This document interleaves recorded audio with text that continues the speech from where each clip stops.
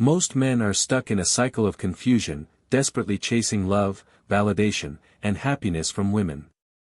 This often leads to heartbreak, being used, or feeling trapped.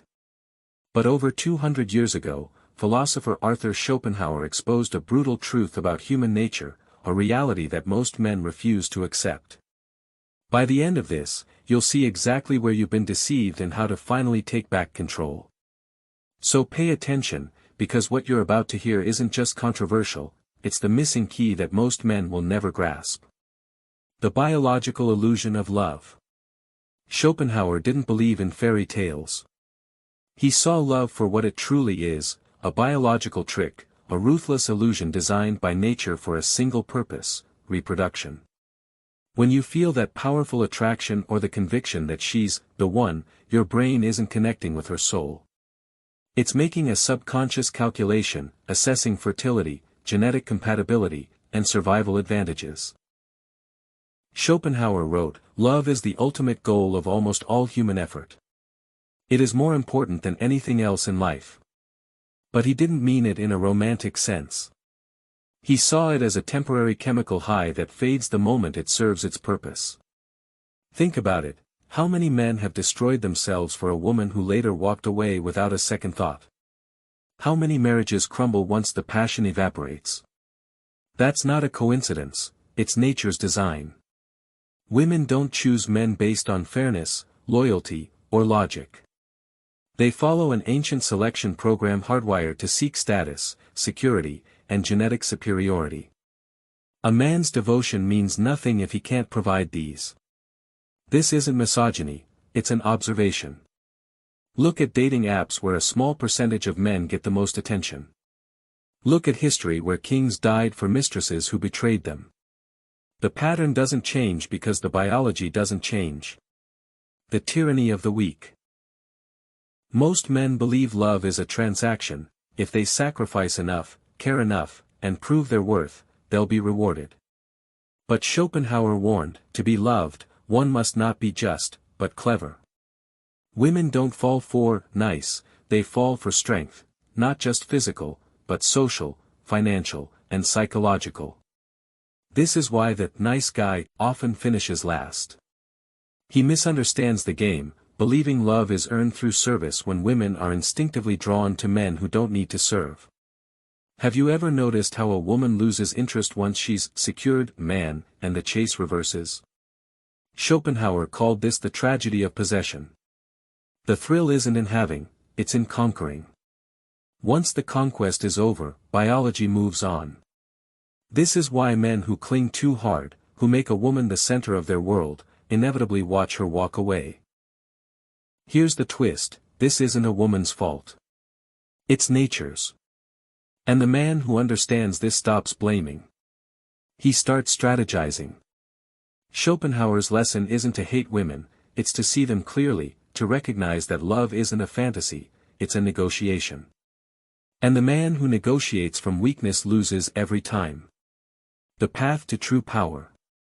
This is where Schopenhauer's wisdom becomes revolutionary. His ultimate lesson is this: the most dangerous lies aren't the ones women tell men, they're the ones men tell themselves. Modern men make one fatal error: they believe happiness comes from female validation. Schopenhauer saw through this illusion. The happiness which we receive from ourselves is greater than that which we obtain from our surroundings. The men who thrive aren't those who conquer women, but those who conquer themselves. They develop a purpose so consuming, so rewarding, that female attention becomes a pleasant bonus rather than a life-or-death necessity. History's most remarkable men, the artists, the inventors, the warriors, weren't distracted by the chase. They were too busy building empires. Here are the 3 pillars of unshakable masculinity. Economic sovereignty: the man who controls his finances controls his fate. Philosophical depth: cultivate a mind sharp enough to cut through societal lies. Read, debate, and think for yourself. Physical mastery: the body isn't just a tool for attraction, it's the vessel of your will. Weakness here breeds weakness everywhere. The man who stops begging for love, approval, or fairness suddenly finds these things come to him. Why? Because he's removed himself from the desperate masses. He's become the prize. The battle between men and women isn't personal, it's a biological theater playing out across millennia. The man who wakes up to this stops blaming and starts evolving. He doesn't resent female nature, he adapts to it. He builds a life so compelling that women must either meet his standards or watch from the sidelines. The choice is yours. Will you continue chasing illusions, or will you step into your true power? The red pill isn't about hating women, it's about loving truth enough to rebuild yourself in its image. This is where your real life begins. Conclusion: breaking the cycle of illusion and becoming untouchable. Most men today are living in a cage they cannot see. A cage built not of iron, but of illusions. They chase love as if it were salvation, they seek validation as if it were oxygen, and they hand over their happiness to the fleeting attention of women. It is a tragedy as old as history, yet still repeated with blind obedience. Arthur Schopenhauer, over 2 centuries ago, had the courage to pull back the curtain. He saw what most men are too afraid to admit: love is not the divine, everlasting flame men romanticize it to be. It is a biological trick, a temporary state of madness engineered by nature to ensure reproduction. And yet, men, blinded by this illusion, continue to destroy themselves for it. This truth is not meant to depress you. On the contrary, it is meant to liberate you. Because once you understand the illusion, you are no longer bound by it. You are no longer a slave to the script written by biology and society. You can choose differently. The prison of illusion. Think about your own life for a moment. How many decisions have you made in pursuit of love? How many hours wasted? How much money spent? How many nights broken by rejection, betrayal, or loneliness? And for what? For a fleeting high that nature designed to vanish as soon as its purpose was served. Men bankrupt themselves chasing women. They sacrifice friendships, dreams, and ambitions, convinced that once they find the one, everything will fall into place. But what happens? The relationship begins, passion burns, and then, inevitably, it fades. The very thing that seemed divine becomes mundane, and often, it collapses into bitterness. This is no accident. It is not a curse laid upon you by fate, nor is it the fault of women. It is nature itself playing its ruthless game. And the sooner you understand this, the sooner you can stop playing by rules designed for your enslavement. The biological trick. Schopenhauer saw love not as poetry, but as biology. When you lock eyes with a woman and feel that intoxicating pull, what is really happening? Your body is calculating fertility, genetic strength, survival potential. You think it's destiny, but it's DNA. That surge of emotion, the euphoria, the obsession, the sleepless nights, is not romance. It's chemical warfare. Nature doesn't care about your happiness, it cares about the continuation of the species. Once reproduction is achieved, the spell is broken. The high fades. The illusion dissolves. This is why so many men wake up years later beside someone who feels like a stranger, asking themselves, what happened? The answer is simple: biology did its job, and now you are left holding the consequences. The tyranny of the weak. But there is a deeper layer here, one that destroys men far more effectively than biology alone: weakness. Most men enter the game of love from a place of desperation. They believe if they are nice enough, giving enough, patient enough, they will be rewarded with affection. They imagine love as a fair marketplace, where effort guarantees return. But Schopenhauer warned us, to be loved, one must not be just, but clever. Women are not drawn to men who beg. They are drawn to men who command. Not necessarily through cruelty, but through strength, psychological, financial, physical, and social. This is why the nice guy fails. Not because women are evil, but because women are instinctively programmed to seek survival advantage. A man who makes himself small, who makes a woman the center of his existence, signals weakness. And weakness repels. You have likely seen this play out. A woman loses interest the moment she fully possesses a man. The chase dies, the attraction withers, and she looks elsewhere. Schopenhauer called this the tragedy of possession. The thrill is in conquering, not in keeping.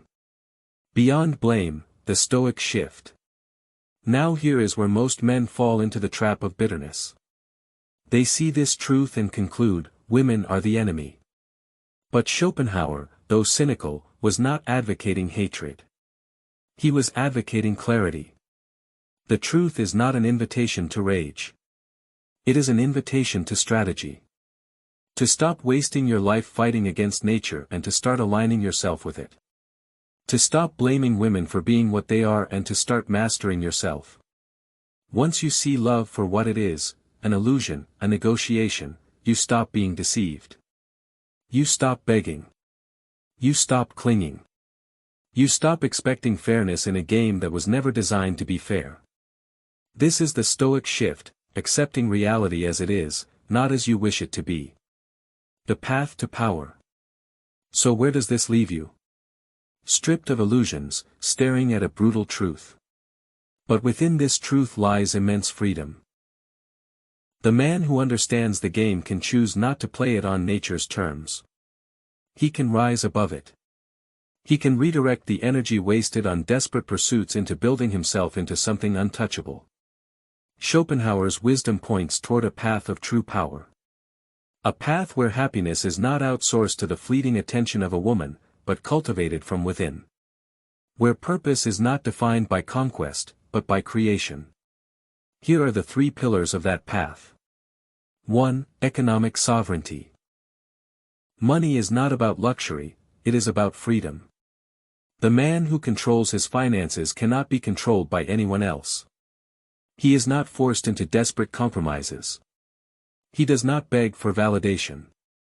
He does not stay in toxic relationships out of financial fear. Economic sovereignty is your shield. Build it relentlessly. Save, invest, create multiple streams of income. Every dollar wisely managed is a brick in the fortress of your freedom. 2. Philosophical depth. The world will drown you in lies, romantic lies, consumerist lies, political lies. The man without a sharpened mind will fall for all of them. Cultivate depth. Read Schopenhauer, Marcus Aurelius, Epictetus. Read history, psychology, finance. Train your mind to question, to cut through illusion. A man who thinks clearly is unshakable, because he is never surprised by the truth. 3. Physical mastery. Your body is the foundation of your will. Weakness in the flesh breeds weakness in the spirit. Train relentlessly. Not just for looks, but for discipline. Every rep, every mile, every ounce of sweat is a declaration, I am in control. The strong body creates the strong mind. And the strong mind builds the strong life. Becoming the prize. When you stop chasing, something extraordinary happens, the dynamic reverses. The man who is sovereign, financially, mentally, physically, radiates something women cannot resist. He is no longer one of the desperate masses clawing for validation. He has become the prize. And here is the irony, the moment you no longer need love to complete you, it often comes to you freely. Not because you begged, but because you built. Not because you chased, but because you became. The red pill of truth. The real, red pill, is not about hating women. It is about loving truth enough to free yourself. The truth is this, women will never save you. Love will not complete you. Validation will not fulfill you. The only path is inward, toward mastery, sovereignty, and purpose. Once you accept this, you stop being a victim. You stop being deceived. You stop being weak. You stop being a boy waiting for approval, and you become a man forging his own destiny. Final challenge. Now the question stands before you like a sword in the stone, what will you do with this knowledge? Will you continue to live as you always have, endlessly chasing illusions, trapped in the same cycle of heartbreak and disappointment? Or will you rise? Will you have the courage to detach, to rebuild, to master yourself? The path is not easy. It demands sacrifice. It demands the death of your old self, the needy, desperate, validation-starved boy. But in his place, it creates something far greater, a man who is untouchable, unshakable, unstoppable. This is not just philosophy. It is war, war against weakness, against illusion, against the chains of biology. And the battlefield is your own soul. Schopenhauer gave you the map. The Stoics gave you the weapons. The choice is yours: remain enslaved or step into sovereignty. Where your real life begins. Most men will never hear this.